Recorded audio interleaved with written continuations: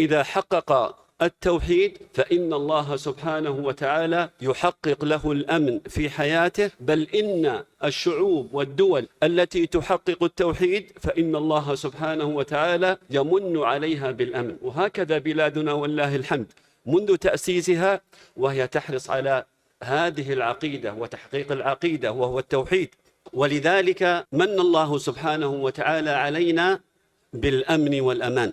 فإذا تحقق التوحيد صرف الله عن البلاد التي تحقق التوحيد كل شر ويسر لها جميع الأمور من الخيرات. هذا أيضا يعود على الأفراد، كل فرد منا، كل واحد منا الآن إذا حقق التوحيد فإن الله سبحانه وتعالى يحقق له ما جاء في قوله تعالى: الذين آمنوا ولم يلبسوا إيمانهم بظلم أولئك لهم الأمن وهم مهتدون.